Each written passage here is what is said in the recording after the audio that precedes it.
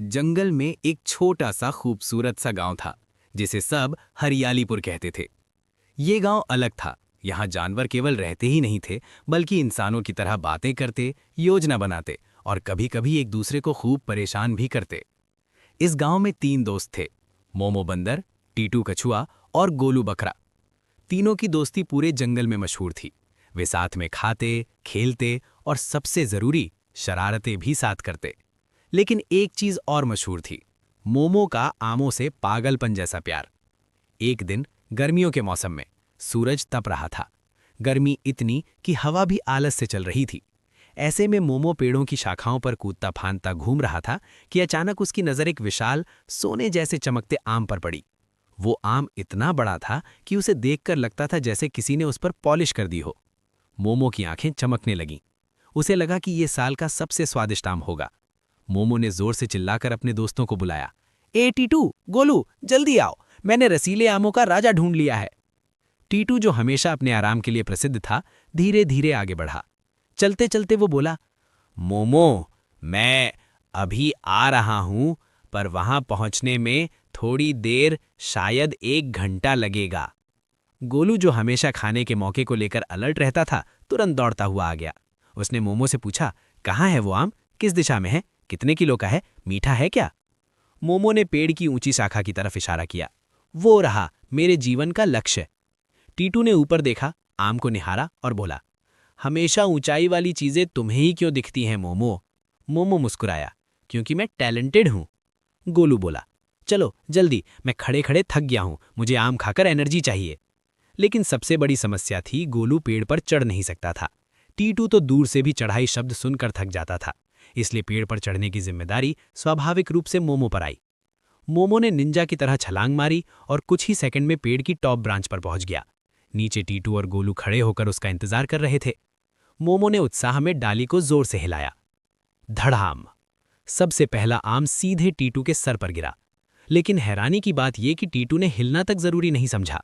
उसने शांति से कहा, मेरे सर पर इससे भारी समस्याएं पहले भी पड़ी हैं।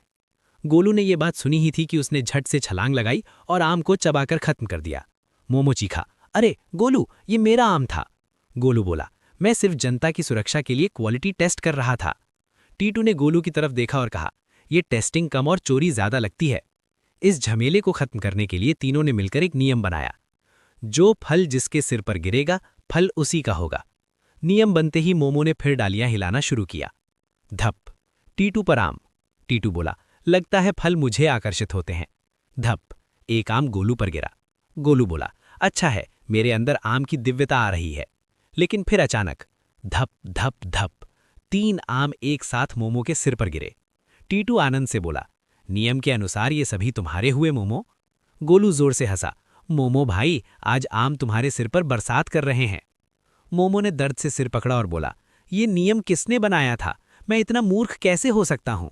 टीटू ने दार्शनिक अंदाज में कहा, कभी कभी इंसान या बंदर अपने ही बनाए नियमों में फंस जाता है।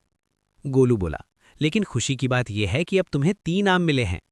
मोमो ने गुस्से में गोलू को घूरा, क्या तुम मेरी खिल्ली उड़ा रहे हो? गोलू बोला, नहीं भाई, बस मजे ले रहा हूं। लेकिन समस्या यहीं खत्म नहीं हुई। मोमो ने गुस्से में पूरे पेड़ को जोर से हिला दिया और फिर जो हुआ उसे आमों की सुनामी कहा गया। एक झटके में लगभग 10 आम नीचे गिरे। धप! टीटू के ऊपर एक और गिरा। टीटू फिर भी शांत, ये प्रकृति का प्रेम है। धड़ाम! 2 आम गोलू पर गिरे। गोलू बोला, आज तो आमों ने मुझ पर भरोसा कर लिया है। और फिर धड़ाक! 5 आम मोमो पर गिरे। मोमो ने हार कर कहा, जंगल वालों, मैं तुमसे लुट गया हूं। गोलू और टीटू ठहाके मारकर हंसने लगे। पूरा जंगल उनकी हंसी से गूंज उठा। बंदर, खरगोश, हिरन सब देखने आ गए कि आखिर ये ड्रामा क्या हो रहा है। मोमो ने अपने सिर पर बंधी पत्तियों को ठीक करते हुए कहा, अगली बार फल गिराने से पहले हेलमेट पहनूंगा। टीटू बोला, बहुत अच्छी सोच है, और गोलू तुम्हें सुरक्षा प्रशिक्षण दे देगा। गोलू ने गर्व से कहा, हाँ, आम खाने का और गिरने से बचने का। आखिर में तीनों ने उन सभी आमों को आपस में बांटकर खाया। सूरज ढलने लगा और पेड़ की छाया में तीनों हंसते हुए बैठे थे। मोमो बोला, आज का दिन अविस्मरणीय था। टीटू बोला, और शिक्षाप्रद भी। गोलू शरारती मुस्कान से बोला, सबसे बड़ा सबक, आम का गिरना बंदर पर भारी पड़ सकता है। और इसी तरह महानाम चोरी की कहानी जंगल में एक किंवदंती बन गई, जिसे सुनकर हर जानवर हंसते हुए लोटपोट हो जाता।